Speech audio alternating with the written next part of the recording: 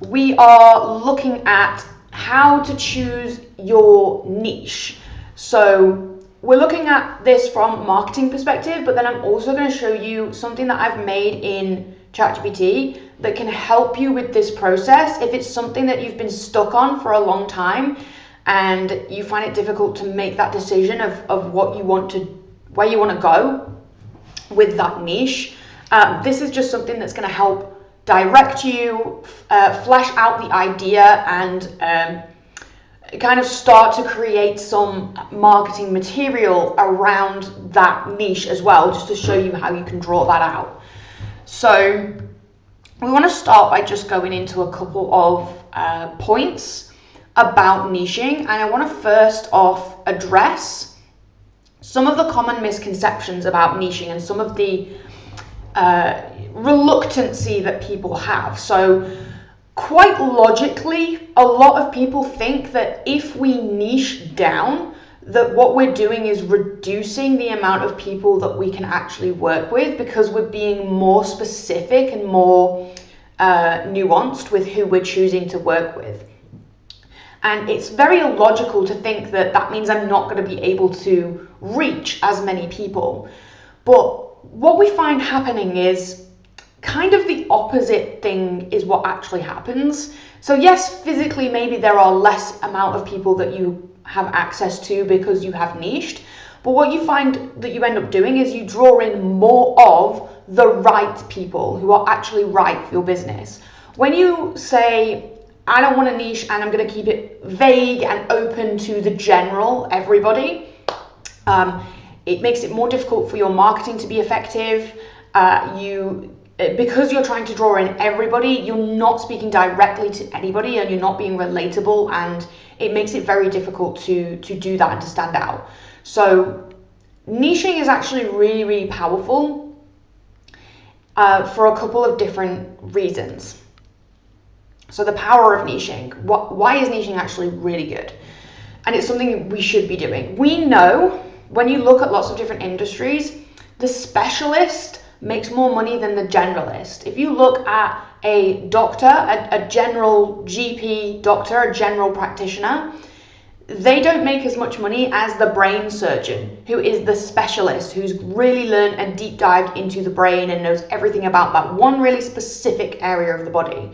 So the specialist is the expert and they make more money, and the generalist is somebody who tries to cover all avenues and spreads themselves thin and doesn't make as much money because they're trying to catch all on everything. So we want to be trying to become the specialist in our area. So when you niche, you can focus your efforts more narrowly and become the expert of that specific area. So I've got a little image here. When you are the generalist, and let's say in your clientele, you have people from various different industries that you work with. You know, maybe you have a dentist, you have somebody with a restaurant business, somebody who's a beautician, somebody who is a solo entrepreneur traveler, a content creator, and you've got all of these different areas. It makes it very difficult for you to have a really deep understanding of each of those different areas and be able to deliver a super high value service to each person, because you would have to go and do extensive research for each individual aspect. Whereas when you niche and you bring in clients that are all of the same kind of theme, kind of bracket, you can then spend all of your efforts and energy understanding that very specific and small kind of niche area and making sure that the value that you provide is unique and high value for that one area. So you can deliver more value when you niche, because you can really deep dive into the specifics, the specific situations, circumstances, opportunities of the clients within that niche. So it immediately positions you as somebody who's able to provide much more value. And people want to work with the best. They want to work with the expert.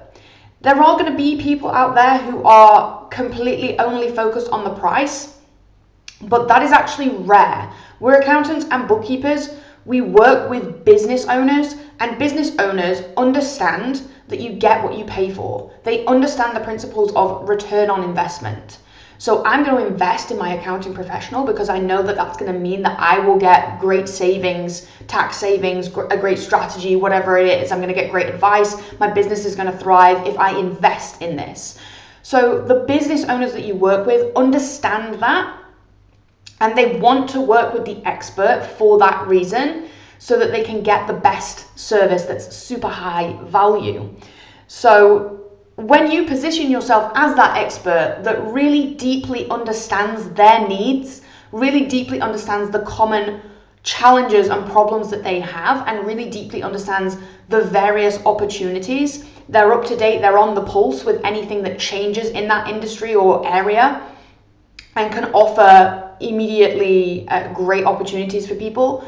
When you can deliver that super high value, you can charge a higher price because you are getting a better result for your clients and you're delivering more value, and they're going to be willing to pay that price because they understand that you get what you pay for. I want to work with the expert, and I understand that there's a higher fee to do that.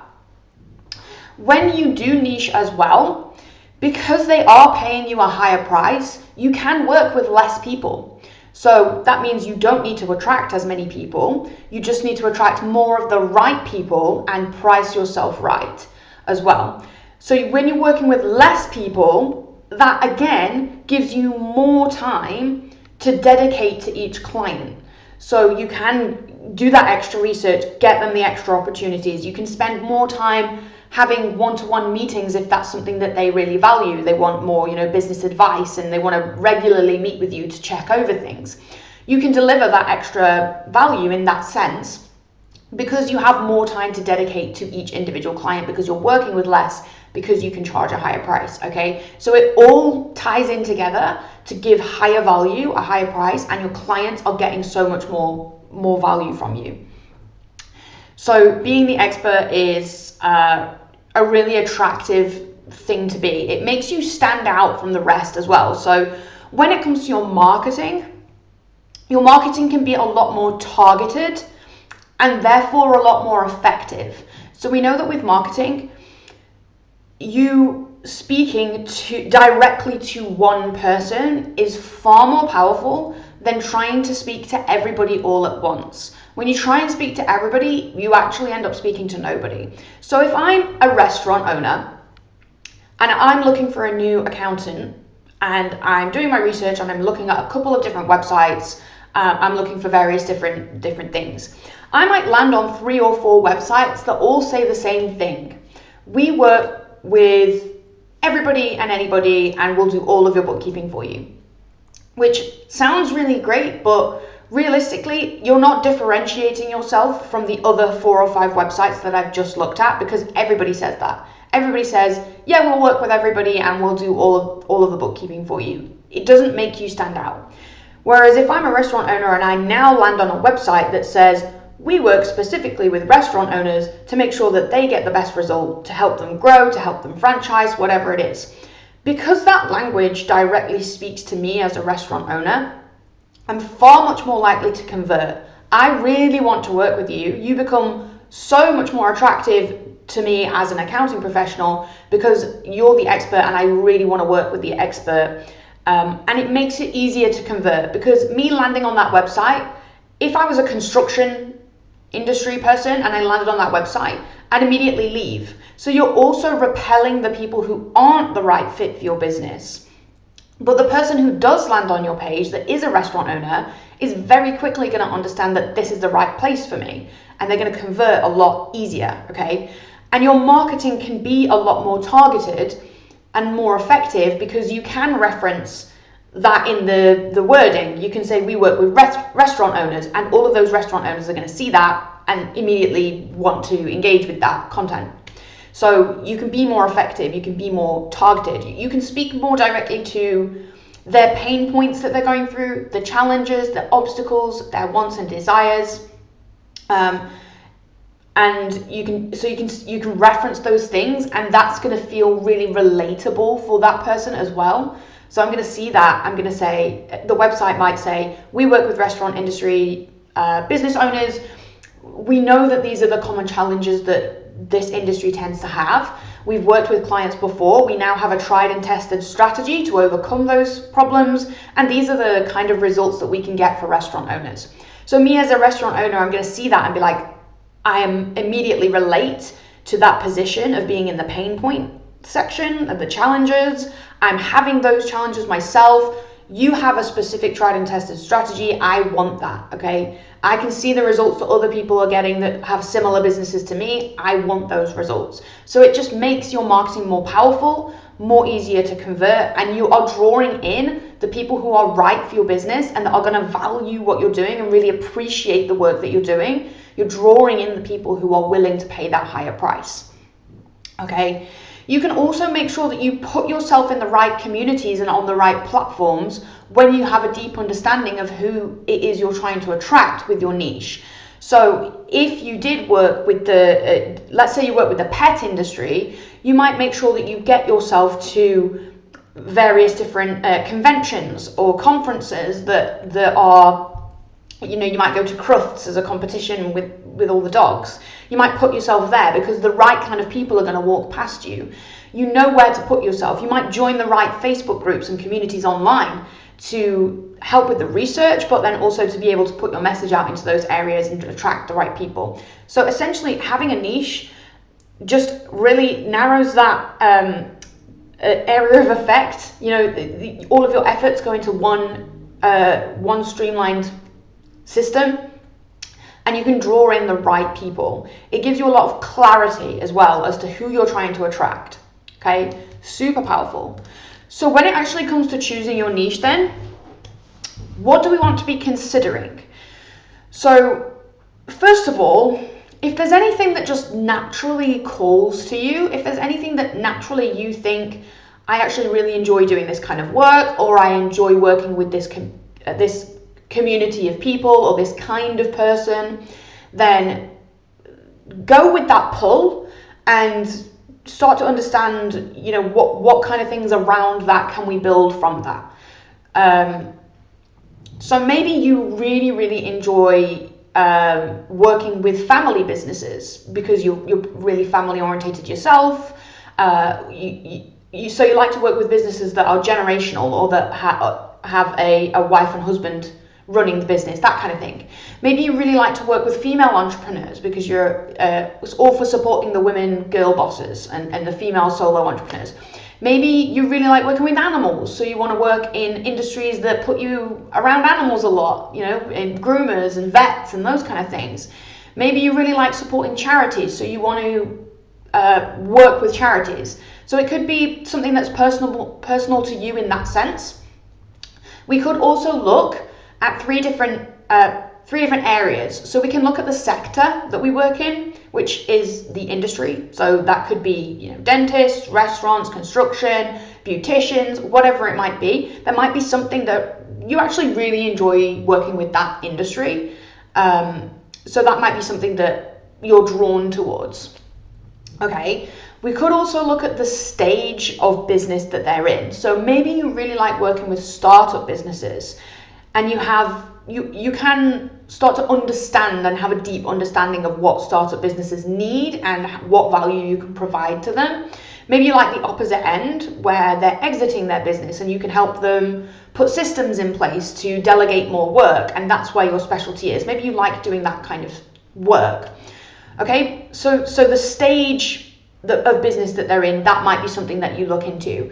You might also look at the kind of service and work that you like doing. So maybe you really like doing business advisory, or you really like doing extensive tax planning, and that's something that you enjoy spending your time doing, or you enjoy the results that you can get for people. So you drill down on the service, and that's where you put your specialism, and that's where you niche, is we niche on tax planning. And you combine them. You can have, we specialize in tax planning for the dental industry, and combine a couple of those.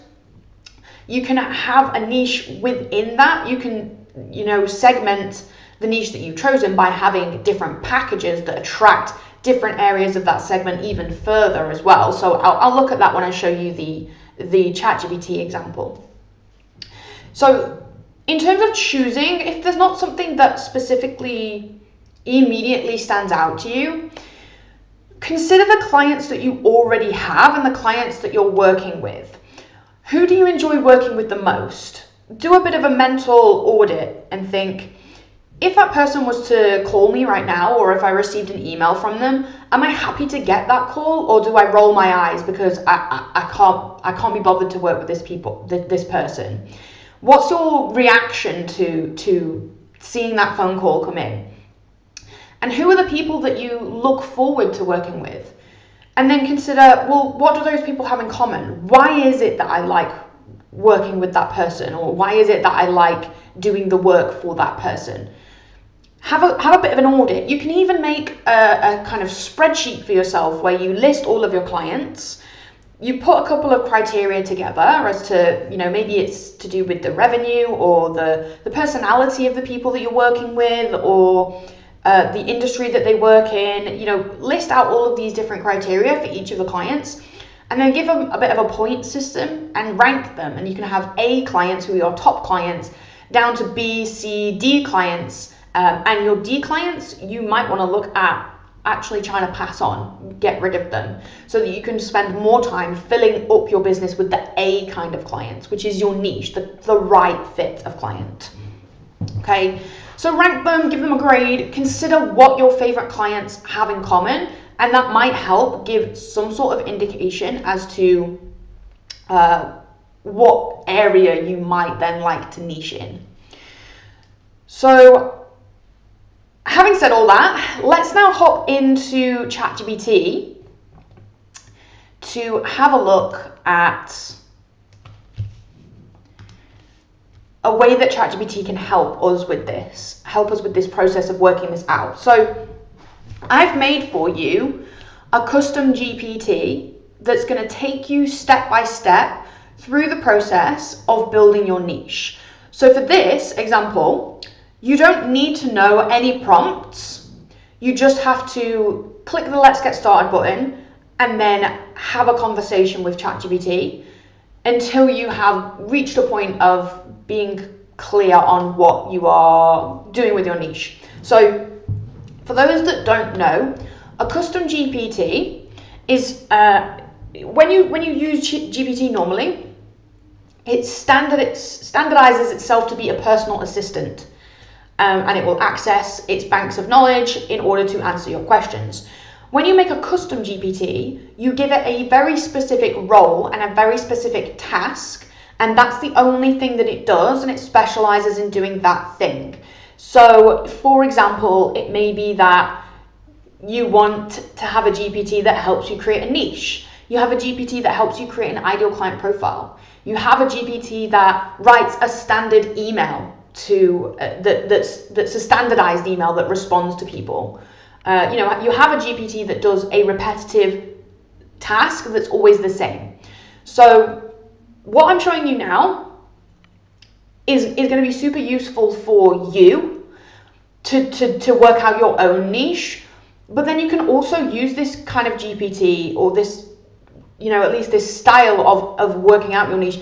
Use that with your clients and offer that as a business advisory sort of service, where you go through this with them and help them work out those kind of things for their business and give them clarity. So do it for yourself, practice what you preach, and then you can help give that information to them as well. So let's look at this GPT and we'll see what it does. So I start off, I'll just show you in a new chat. I've got one prepared because there was a lot of questions for me to answer. This is what it looks like, and I'm going to show you at the end of today how you can access this. You can get this for free. I'm going to give it to you, but I'm going to show you at the end.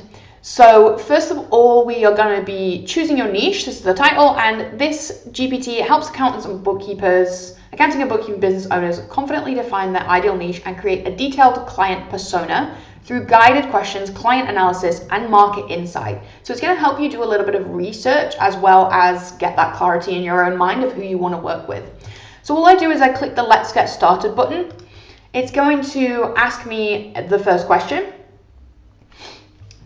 with step 1. So step 1, we're going to clarify your business goals and personal preferences.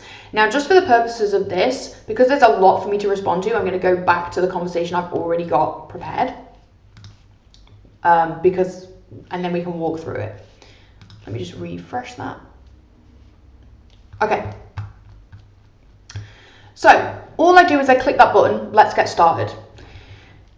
We're kicking off with step 1, clarify business goals and personal preferences. This step helps us align your niche with both what you want and what the market needs. The more honest and detailed you are here, the better niche we can shape together. So, step 1, clarify your business goals and personal preferences. Please answer these reflective questions. So this is the most intense part of it.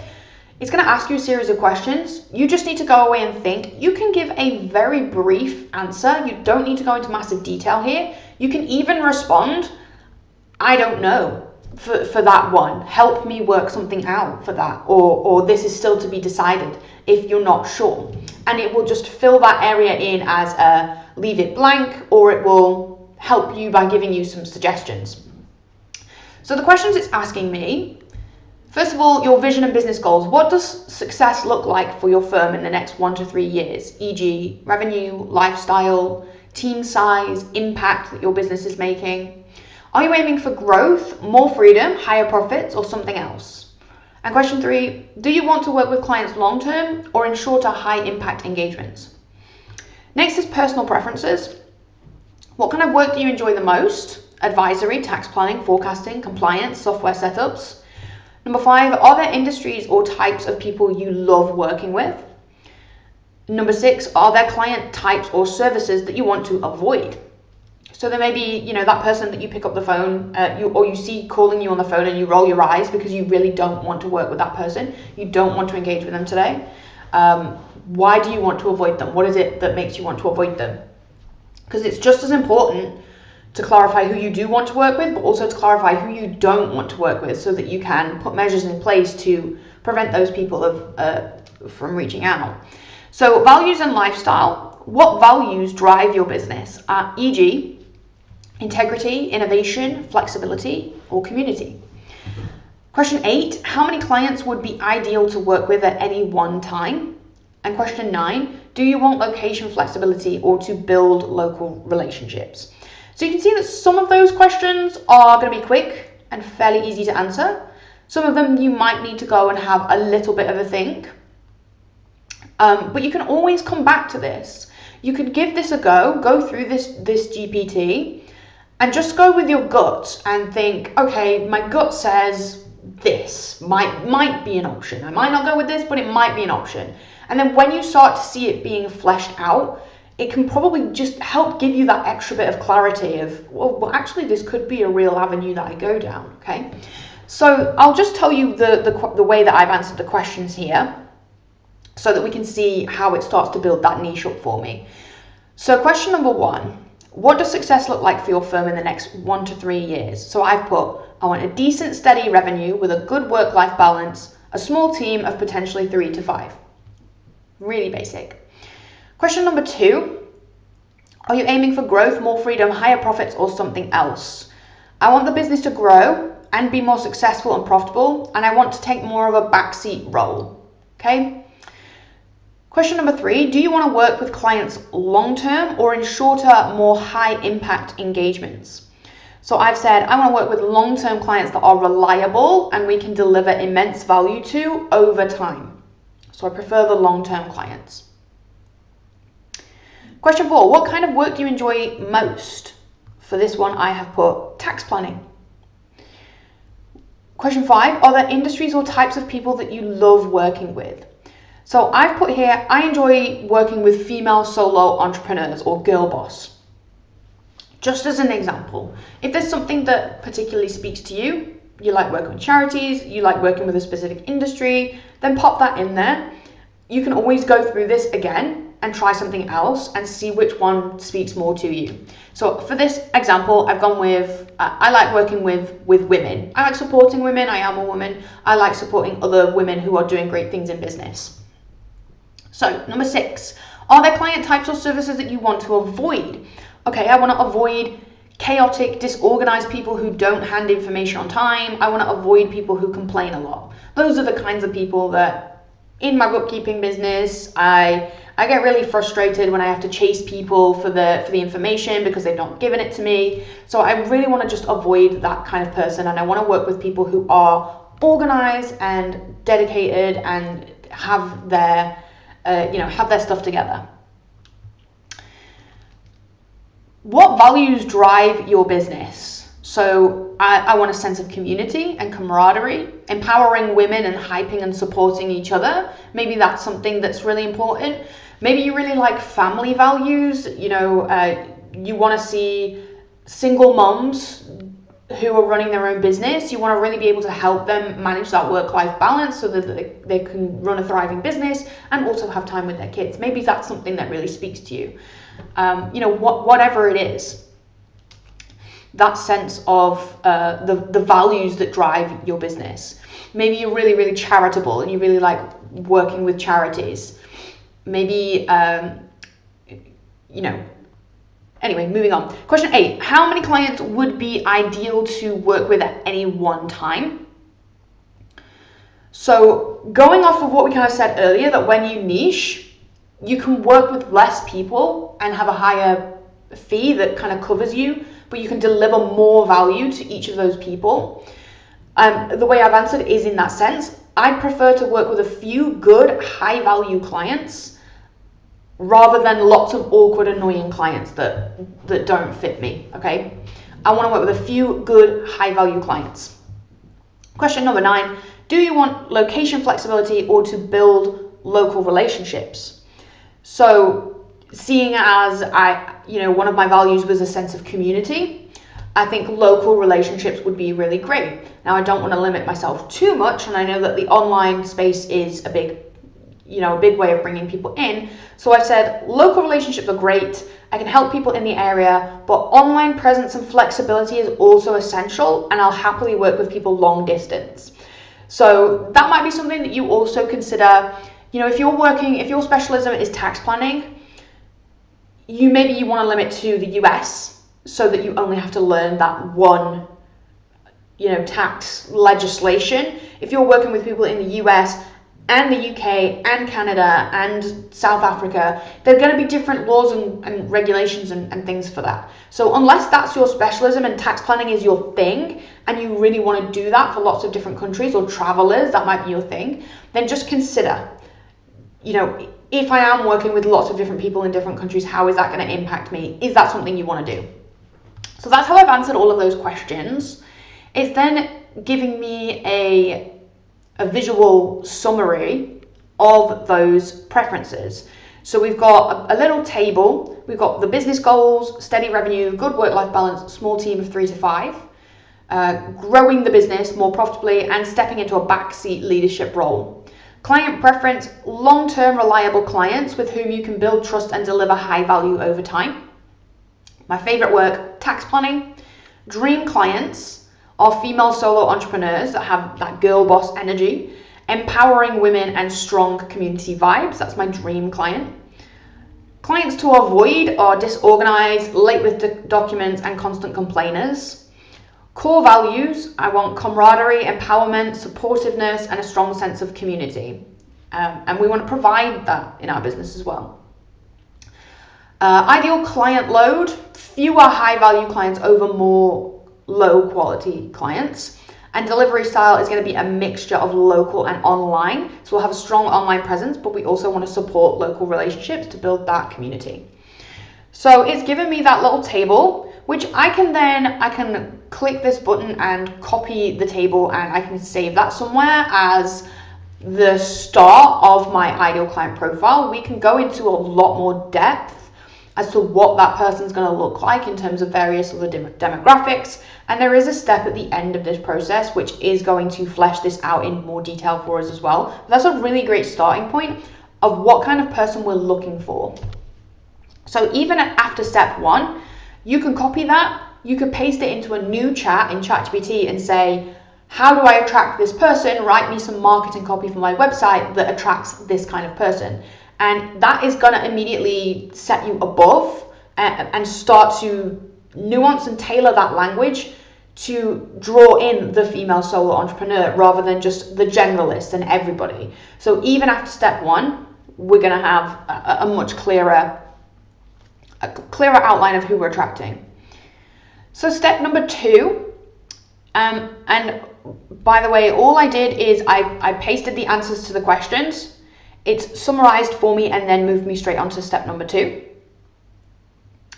So next step is evaluate my current client base. So to find the best niche, we want to analyze your existing client base to see what patterns are already working well, who you enjoy working with, and which clients are most profitable or easiest to serve.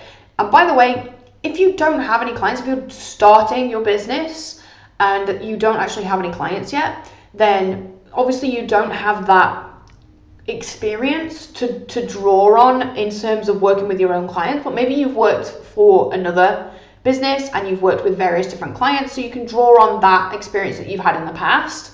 Or you can just, project and think, well, who would be a great person to work with? It's just going to take a little bit of understanding. But if you do have an existing client base, we want to look for the patterns, who we enjoy working with, and what clients are most profitable as well and easiest to serve. Do we have clients that are super profitable but they are massive work? They require a lot of work.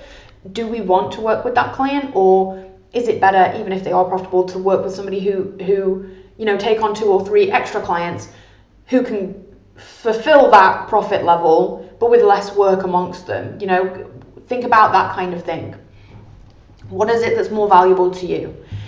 You have 2 options here. So you can answer all of the questions, or you can upload a spreadsheet.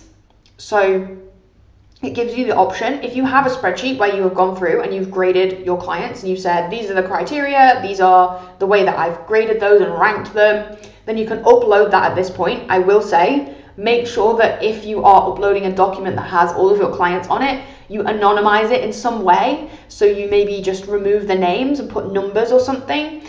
Or you just make sure that you remove any actual client information, so that it is secure and private.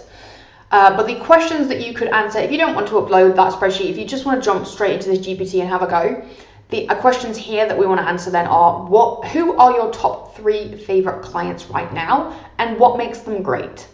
So just sit, have a think. Who are my favorite 3 clients, and why do I like working with them? So I've answered this one here. There are 3 women who I work with that are a joy to work with. They have great personalities. I get along with them really well. They're clear-headed and determined and have very sensible business mindsets, but they're very open to advice and willingness to learn and change. So if I know that I really want to be doing business advisory, then maybe I have an understanding that the clients that I like to work with have this personality that they are very open to advice. They're not so kind of headstrong. It feels like a harsh word, but somebody that makes all of their own decisions. Maybe you like to work with somebody who is a bit more open and a bit more, accepting of that extra advice and information.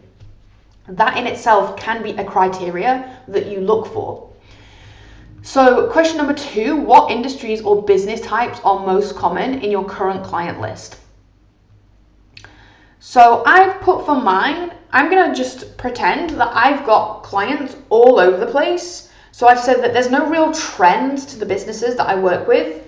I work with multiple industries and multiple types of people. I actually need help to refine this. So this is why I'm doing the niche process, is that I actually need help to refine this. So you don't have to have all of the answers right now, here and there. Question 3, are there any patterns in revenue, behaviors, or referrals? So if there's anything that you notice, you can add that. I've put that the clients I most enjoy helping are the ones who are open to advice and learning. The revenue amounts of the businesses vary, but they need to be roughly within the range of 50 to 100K per year, and I don't get many referrals. So maybe that's something where you need to look into creating a system. So question number 4, who tends to cause you the most frustration or stress? Who is that person that when you pick up the phone, you roll your eyes and you don't want to pick the phone up? Why do they frustrate you? Dig into that. Ask those questions of yourself. Who is it that frustrates me? Who is it that I avoid working with? Why do I not like working with them? So I've answered this. I get frustrated by people who don't give the information in due time and that I have to chase up. So that's something super stressful to me. I hate wasting my time chasing people up. It's really frustrating. So I've answered those questions. Alternatively, at this section, rather than answer those questions, you can click the plus icon in your message box, upload the spreadsheet once you've anonymized it, and then give that instead as the answer to that question. It's going to draw the information from that and draw an understanding of what client you like to work with based on that. So it's then summarized what I've said, again, in a little table. So the evaluation of my current client base. My top clients are 3 women that I click with personally and professionally. Clear-headed, growth-minded, open to advice, eager to learn. The industry spread, there's no consistent industry pattern yet, and there's a varied client base. The behavioral trends, you enjoy working with coachable, proactive, respectful clients. So it's kind of just taking my answers and putting it in a way that's more succinct and makes more sense to me. So I just kind of said, I like people who are open and willing to learn. And it said, you enjoy working with coachable, proactive, respectful clients, which is a really nice way of putting it. And all of this language that's coming out here, this is language you can be using on your website, in your brochures, in your social media. You can be using this language. We work with proactive, respectful clients. That's something you can be putting on there. Ideal revenue range, we want between 50K to 100K. Pain points for us is disorganized clients who need chasing for documents. That really frustrates us. And referral flow, we have very few referrals, so we could improve this if we had a more defined niche.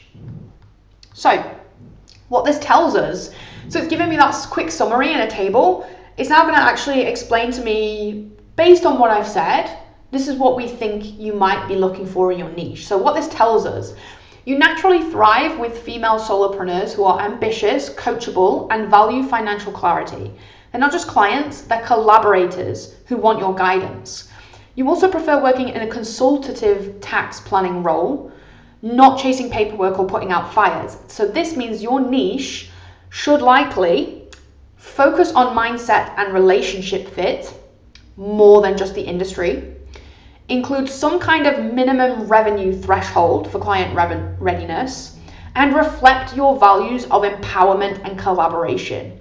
So those are good points that I can look for that they're not directly a specific industry or a service. It's not necessarily any of those things.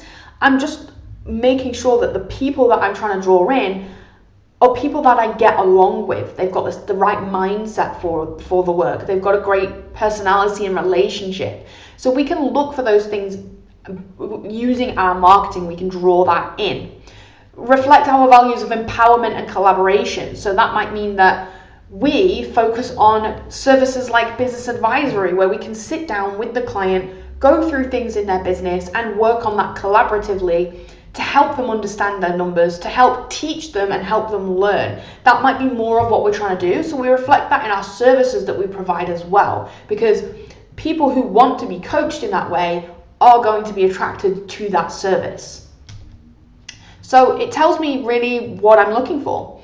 So next step number 3 is we now want to explore the niche dimensions. So this is where we start defining niche directions based on industry or business model, psychographics or personality. So psychographics is things like age, gender, location, those more fine-tuned details. Life stage, values or mission, or service-specific niches like tax planning. So this is where we kind of bring in the sector, stage, and service. We'll brainstorm a few promising paths, but before I do that, are you happy with the client-based summary above, or is there anything that you'd like to add or change? So all I've put is, yes, I'm happy to move on. So now let's explore 2 to 3 potential niche directions based on what you've told me. Each direction is shaped by a different dimension: industry, mindset, lifestyle, or service needs. The goal is to identify where your work delivers the most value and feels the most energizing to you. So it's given me a couple of suggestions here. One of my niche options is empowered female solo entrepreneurs. This is women-led solo businesses, often service-based, maybe coaches, designers, wellness professionals, content creators. And why this fits you, I've got a table here that it's built for me, by the way. Why this fits you is that it's value aligned. These people are coachable, they're relationship driven, and they match my favorite dream client. And the potential services that I could offer to this niche are tax planning, profitability reviews, quarterly check-ins, and year-round strategy. So that's option number one. Option number two, conscious lifestyle businesses. So this is ethical, creative, or purpose-driven businesses, e.g. wellness professionals, sustainable brands, and creators. This could be a different niche we go for. This attracts thoughtful, value-led people, often women, who care about empowerment and growth. So if that's something that's important to you, that might be a good niche. The services you could offer these people: cash flow forecasting, tax efficiency, growth planning, and personal brand finances. Option number three, we have tax strategy for online experts. So because I said I really like tax planning. So this might be consultants, coaches, digital educators earning 50K to 150K. Why this fits you? It's remote friendly, so that online aspect. It's scalable, there's high trust and strategic value. And potential services would be advanced tax planning, income smoothing, dividend strategy, digital business specific advice. Okay, so based on what I've answered in my questions, it's given me three potential ones that I might like to go with. Each of these niche strengths not only in terms of fit, but also in terms of service alignment and potential for premium pricing. Okay, so questions for me to now reflect on with those three niches. Which of these niche types speaks to you most right now? So I think I feel most drawn to the first option of female solo entrepreneurs. Question number two, do you feel drawn to a particular industry or more to a type of personality and mindset? I'm more drawn to the people than to the kind of industry. I think that's where I want to niche. Would you like to include local businesses with any of this, or keep it mostly online? So I've said I'd like to work with some businesses. I'd like to work with businesses mainly online, but I'm open to some local relationships as well. So based on that, it's now given me my niche direction, if you will. And it's summarized that for me here. So the people I like to work with are empowered female solopreneurs. These are women-led, service-based solo businesses, often in coaching, wellness, or creative services or digital entrepreneurship. What defines them isn't what they do, but how they think. They're open to guidance and change, they're committed to building something meaningful, and they're often juggling both life and business with purpose. So even those 3 bullet points there, that could be something that you put on your website and say, we love to work with girl boss, solo women, solopreneurs, female solopreneurs, girl bosses. We love to work with these. Are you somebody who's open to guidance and change? Are you somebody who's committed to building something meaningful? Are you somebody who's always ends up juggling both life and business? Okay, we can put those things on our website and draw that person in, or in our social media, or wherever it is in our marketing that draws that person in. So why this niche is a great fit for you. So we're strong in tax planning and there's a high demand for it with this niche. We're empowerment focused and these women value mentorship, support and clarity. We prefer high value, few clients. So many solopreneurs prefer quality long-term advisors. We thrive with coachable clients. So these are people that want our advice. They're not just ticking a box. They're not just doing the compliance stuff. We want people who want that relationship and that collaborativeness. And we desire work-life balance, and they have the same values. So we might have that easier rapport and that mutual respect in that sense. So potential subtypes within the niche, you could go by stage, so early growth or scaling.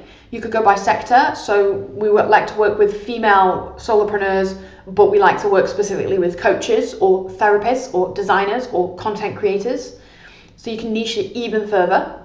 By value alignment, so maybe female-led, maybe they're feminist, anti-hustle, intuitive entrepreneurs, whatever it might be.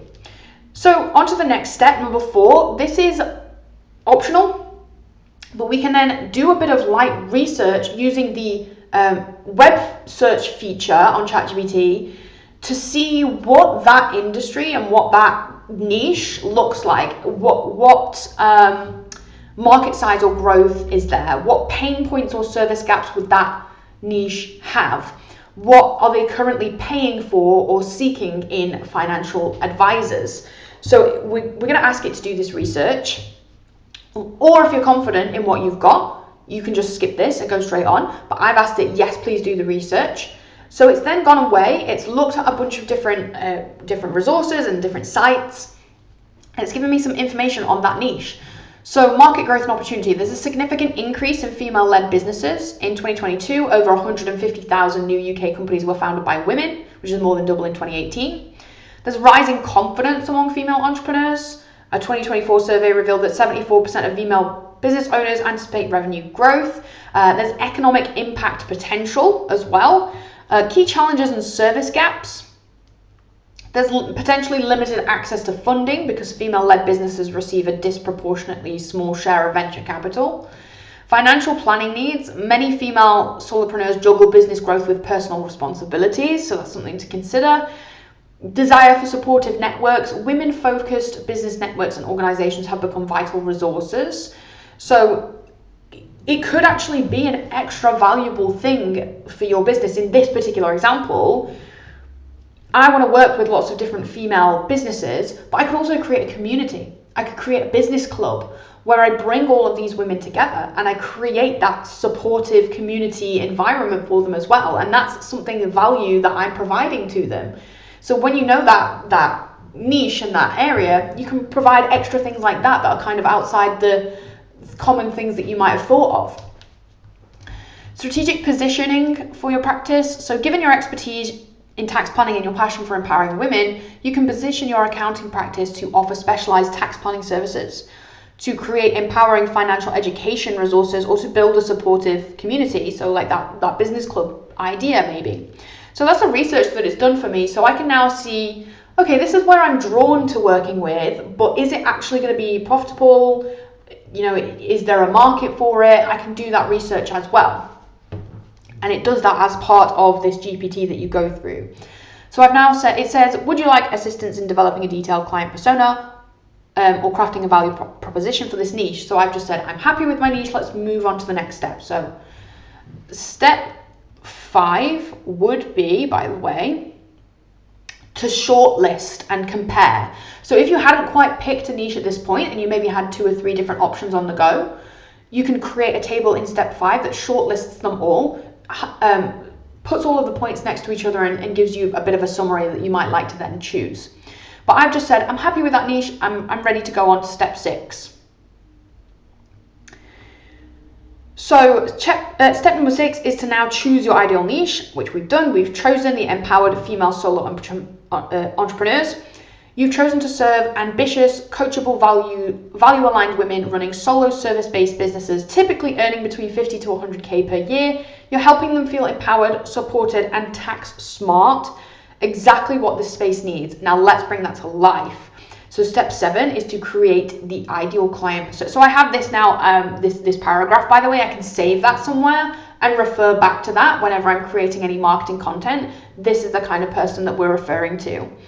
Step 7 is to create the ideal client persona then. We'll define a clear profile using that so that we can refine our message, attract aligned leads, tailor our service packages as well, and then confidently as well say yes or no to the people that then inquire in our business. You know, if they don't fit that profile, we'll say no to them because they're not right for the business.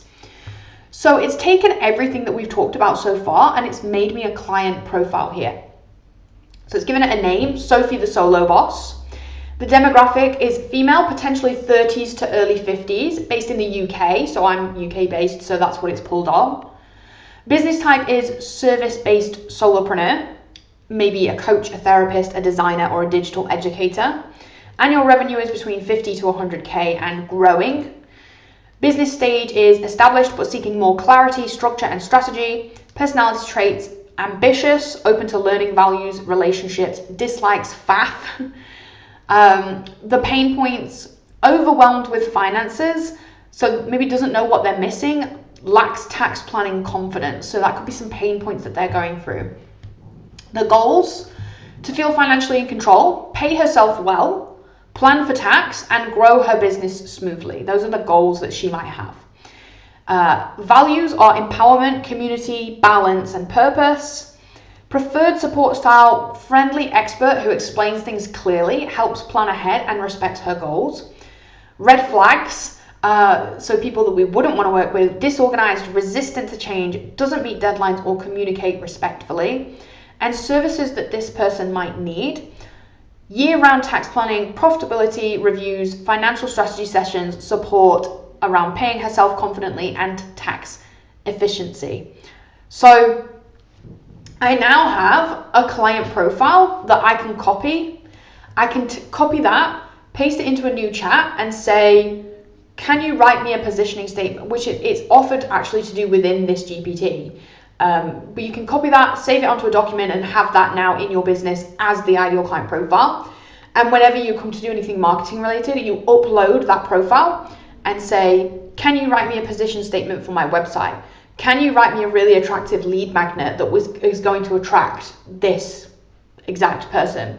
Can you draft me a service bundle or offer for Sophie? You know, what kind of services might help really give value to Sophie? Can you outline content topics that we might do in our marketing with our blogs or videos or podcasts, etc., to bring in more clients like Sophie? Okay, so that's the GPT. That's how it works.